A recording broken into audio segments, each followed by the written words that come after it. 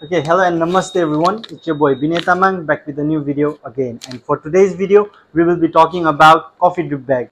Before going into the video, if you like my content, if you like my video, then you can subscribe and turn that notification bell on. And for your kind information, if I will be talking in Nepali language, and if anyone is having trouble understanding the language, then you can just DM me on my Instagram account. I go by the name of Vinay Tamang, and you can just DM me. I will be making a separate video for you talking in English. Let's dive into the video. आज चाहिँ हामी drip coffee भन्ने के हो त्यसको बारेमा बुझ्छौं र त्यसलाई कसरी हामी ब्रू गर्छौं या प्रिपेयर गर्छौं त्यसको बारेमा बुझ्छौं। Basically what is drip bag coffee भन्दाखेरि चाहिँ it is kind of pouch of coffee just like हाम्रो टीहरु जस्तो टी ब्यागहरु जस्तै हाम्रो चाहिँ कफी पनि अहिले चाहिँ पाउचमा आउन थालेको छ हैन। And this is very very useful for travellers and हुन्छ नि जसलाई चाहिँ अब ब्रुइङ किट्सहरु धेरै किनिराख्न मन लाग्दैन ओर who don't have brewing kitsहरु इक्विपमेन्ट्सहरु है। तर मलाई चाहिँ मोस्टली यो राम्रो लागेको भन्ने चाहिँ ट्राभलर्सहरुको लागि एकदमै फ्रेन्डली हुन्छ। किन भन्दाखेरि अब being a traveller me myself I have to carry lots of stuff for brewing a coffee like हामीले डिक्यान्डर बोक्नु पर्ने हुन्छ हैन, अनि हामीले तपाईको ड्रिपरहरु बोक्नु पर्ने हुन्छ, स्केल केटल एभ्रीथिङ हैन। म चाहिँ मेरो भिडियोहरु बनाउनको लागि सबै सामानै बोकेर जान्छु। तर हामीले ड्रिप ब्याग बोकेर जाँदाखेरि चाहिँ it will be way more easier. अब हुन चाहिँ खासै भने यसलाई पनि ब्रू चाहिँ एकदमै राम्रोसित प्रपरली नै गरेको राम्रो। But if you are travelling in remote village area then it will be very very handy for you. अनि if you want to purchase this kind of stuffs in Nepal then मलाई थाहा भएको भनेको चाहिँ यो भनेको हाम्रो भोटु कफी है। भोटु कफीले एउटा प्रोभाइड गरिरहेको छ, अर्को भनेको कफी अफ प्रोमिसियसले पहिल्यैदेखि प्रोभाइड गरिरहेको थियो, अनि त्यसपछि अहिले भनेको चाहिँ नासो कफीले प्रोभाइड गरिरहेछ जस्तो लाग्छ हैन। They have really good coffees as well, you can try it. अनि तपाईहरुलाई अब मलाई चाहिँ खासै थाहा छैन हैन यो बाहेक अरु कसैले ड्रिप ब्याग प्रड्युस गर्छ गर्दैन भनेर।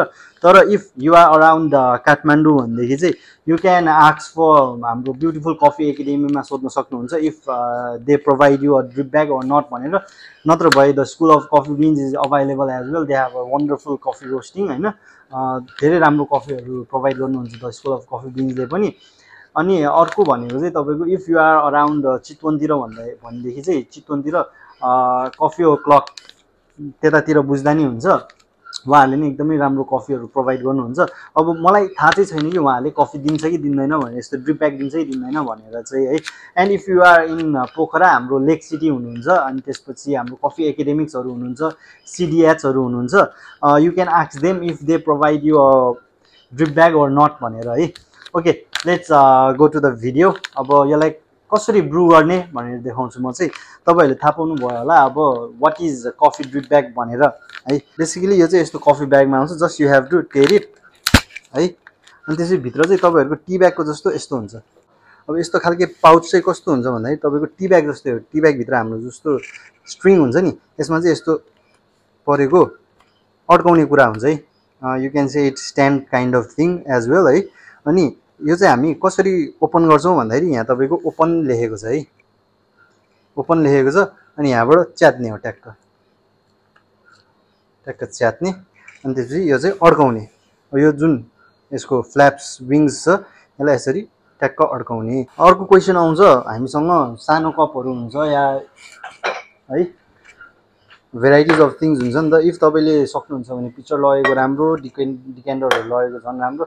अब त्यसलाई नै सहज पार्नको लागि चाहिँ हामीले यो भिडियो बनाउँदैछौं नि त। मोस्टली एरिया या जानुहुन्छ तपाईहरु माउन्टेन एरिया जानुहुन्छ या वेयरएभर यु गो हैन, तपाईहरुले चाहिँ के यस्तो खालके ग्लास टल ग्लासहरु भनौं न स्टिलको ग्लास या यस्तो खालके ग्लासहरु पाउनुहुन्छ हैन, कप्स अर ग्लासहरु। तपाईले ट्राभल जाने बेलामा लाने भनेको एउटा तम्ब्लर, तपाईले यसमा नि मजाले ब्रू गर्न मिल्छ है।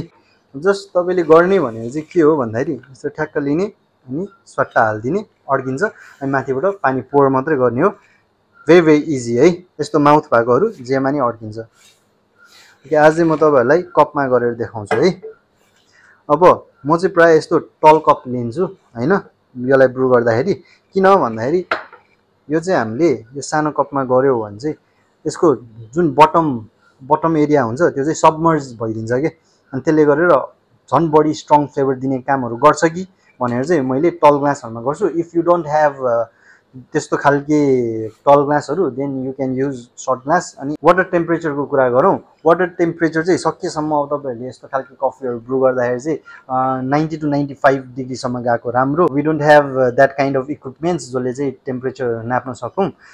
त्यो भएको कारणले चाहिँ जस्ट तपाईँले के गर्नु पर्यो भन्दाखेरि चाहिँ बोइलिङ टेम्परेचर वाटरलाई एकछिन स्टोभबाट या जेबाट भयो नि हिटिङ उसबाट एलिमेन्ट्सबाट निकालेर तपाईँले एकछिन त्यसको ढक्कन खोलेर त्यस्तै 15 to 20 सेकेन्ड जस्तो तपाईँले छोडिदिनु भयो भने त्यसको टेम्परेचर बिस्तारै कुल डाउन हुँदै आउँछ अनि त्यसले ठ्याक्कै हुन्छ है। अब मैले चाहिँ अहिले केटलै युज गर्दैछु, तपाईँहरूले चाहिँ जे युज गर्दै नि हुन्छ। तपाईँहरूसँग यस्तो टम्ब्लर छ या तपाईँहरूसँग केही अरू इक्विपमेन्ट्सहरू कपसप छ भनेदेखि त्यसले नि खनाउन नि सक्नुहुन्छ है। म चाहिँ अहिले केटलै युज गर्दैछु। अब यसलाई चाहिँ हामीलाई अब मोस्ट कन्फ्युजिङ पार्ट भनेको के हुन्छ भन्दाखेरि यसमा पानी कति हाल्ने त, किनकि हामीसँग वेइङ स्केलहरू पनि हुँदैन र पानी कति हाल्ने थाहा पनि हुँदैन। त्यही भएर हामी चाहिँ अराउन्ड तपाईँको 3 देखि 4 चोटिसम्म पानी हाल्छौँ। कति कति भन्दाखेरि यसलाई पहिला मजाले ब्लुम गर्ने, सट्टा हाल्यो, आधी जस्तो भएपछि जस्ट लिभ इट। अब के गर्नु पर्यो भन्दाखेरि तपाईँले सबै ड्रेन हुन दिनु पर्यो है, सबै कफी मुनि ड्रिप हुन दिनु पर्यो। त्यसले चाहिँ के गर्छ भन्दाखेरि एउटा ब्लुमिङ टाइम पनि सेट गरिदिन्छ। आफ्टर अब तपाईँको यो सबै ड्रिप भइसकेपछि हामी फेरि सेकेन्ड पोर त्यही लेभलसम्म गर्छौँ। अब आधी आधी आधी आधी गरेर अर्को 3 चोटिसम्म पोर गर्छौँ and then your coffee will be ready to have है। Just you can see this drip सबै भइसक्यो। अब फेरि सर हालिदिने, सकेसम्म स्क्रोल गरेकै राम्रो, नत्र भए हाल्यो, आधीभन्दा अलिकति माथिसम्म हालेँ मैले, फेरि मजाले ड्रिप भइरहेछ।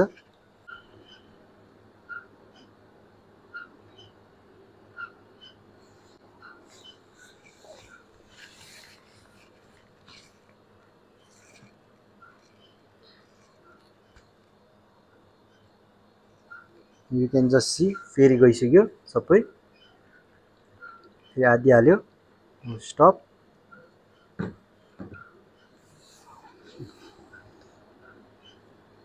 यसरी चाहिँ ब्रु हुन्छ तपाईँको कफी। ओके, अब हामी लास्ट एकचोटि पोर गर्छौँ फेरि आधी जस्तो। ओके, अब let's sit for a while.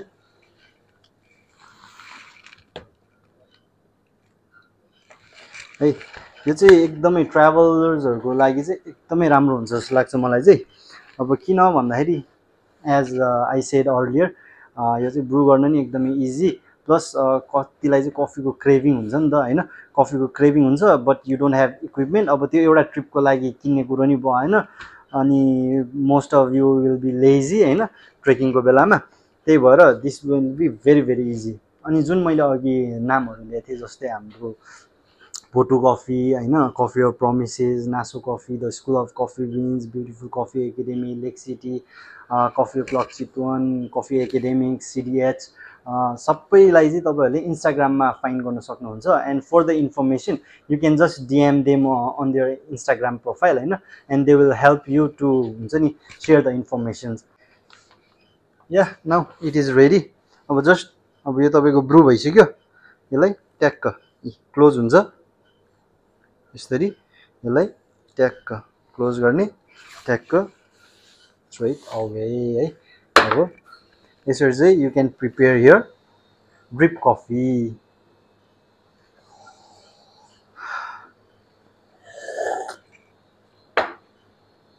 एकदमै दामी। अब as you can see this method is very very भनौँ न क्विक, बिगिनर फ्रेन्डली है, अनि ट्राभल फ्रेन्डली पनि एकदमै। मलाई चाहिँ सबभन्दा ठिक भनेको ट्राभलको लागि लागेको त्यही हो। This is how you can enjoy your drip coffee. आनन्दले कफी खानु मन छ without any kind of hassle. म ब्रु गर्नुपर्छ, मैले पानी तताउनुपर्छ, यो गर्नुपर्छ, त्यो गर्नुपर्छ, nothing.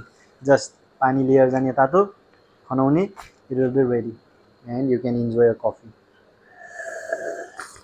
With this, if you have any questions please comment down below, and do follow me on my TikTok account, Insta account, and subscribe the YouTube channel as well. With this, okay, bye bye, see you next time.